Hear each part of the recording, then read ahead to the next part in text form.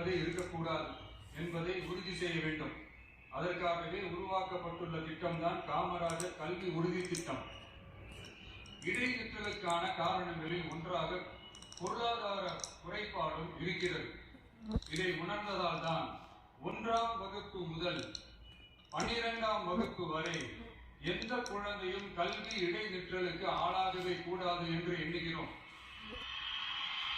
அந்த எண்ணத்தின்படி நம் விருப்பத்தை நிறைவேற்ற இடைநிற்றலே இல்லாமல் செய்வதற்காக ஒவ்வொரு தாய்க்கும் அல்லது பாதுகாவலருக்கும் ஆண்டுதோறும் 15,000 ரூபாய் பொருளாதார உதவி 15,000 ரூபாய் பொருளாதார உதவி தொகையாக வழங்கப்படும்.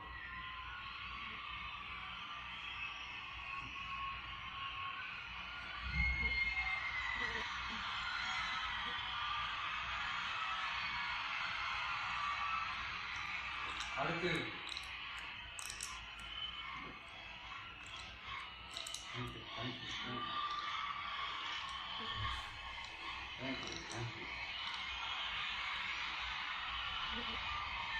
அடுத்து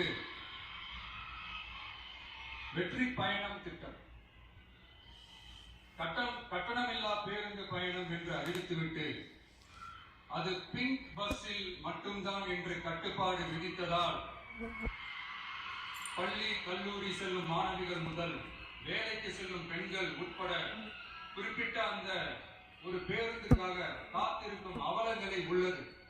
எனவே அந்த நிலை மாற வேண்டும். மேலும் குடும்பங்களில் ஏற்படும் சூழலால் அவசர மற்றும் அத்தியாவசிய பயணங்களை மேற்கொள்ள வேண்டிய நிலையும் ஒவ்வொரு பெண்ணுக்கும் ஏற்படும். அது மாதிரியான நேரங்களில் கையில் காசில்லை என்றால் அந்த பயணத்தை கவலையுடன் தவிர்க்க வேண்டிய நிலையும் ஏற்படும். இது போன்ற தர்ம சங்கடமான நிலையை தவிர்ப்பதற்காக அரசு போக்குவரத்தின் அனைத்து பேருந்துகளிலும் பெண்கள் பயணிக்கும் வகையில் உத்தரவிடப்படும்.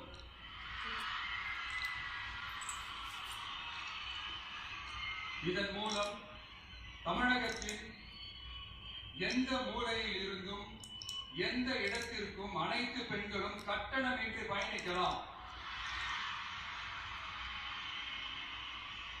மேலும் பேருந்துக்காக காத்து கிடக்க வேண்டிய அவசியமும் ஏற்படாது.